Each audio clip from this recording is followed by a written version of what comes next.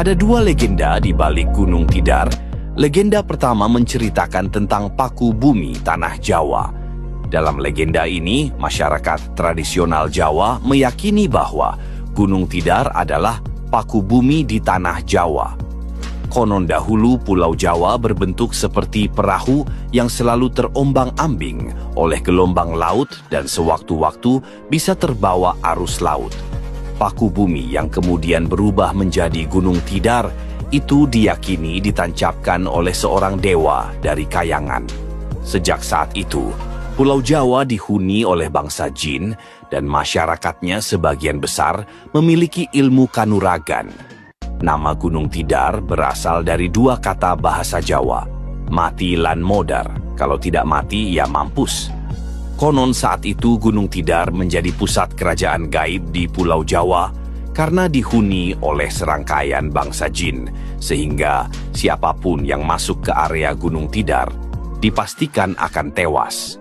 Karena begitu kuatnya kepercayaan tradisional masyarakat Jawa saat itu, banyak ulama-ulama agama Islam gagal untuk menyebarkan dakwah Islam di tanah Jawa. Hingga akhirnya datanglah sosok sakti dari Persia yang bernama Syekh Maulana Subakir yang hendak menyucikan Pulau Jawa dari kemusyrikan bangsa jin dan menyebarkan dakwah Islam di tanah Jawa. Dalam peperangannya melawan bangsa jin, Syekh Subakir menancapkan tombak di Gunung Tidar dan akhirnya membuat bangsa jin terusir dari tanah Jawa dan mengungsi ke pantai selatan Jawa. Kemudian Sabda Palon yang merupakan pengasuh tanah Jawa menampakkan diri dan menantang Syekh Subakir bertanding. Legenda kedua adalah makam para ulama.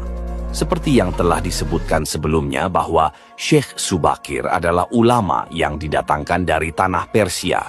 Kedatangannya bersamaan dengan rombongan Wali Songo, periode pertama yang diutus oleh Sultan Muhammad bin Mah dari Istanbul, Turki, untuk berdakwah di Pulau Jawa pada tahun 4004. Gunung Tidar adalah tempat makam para ulama dan Wali Songo, termasuk makam Syekh Subakir.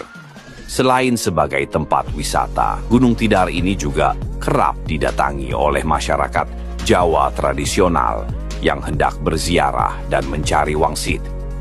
Di tengah lapangan di atas Gunung Tidar juga terdapat sebuah tugu dengan simbol huruf Sa dalam aksara Jawa di ketiga sisi yang menutut juru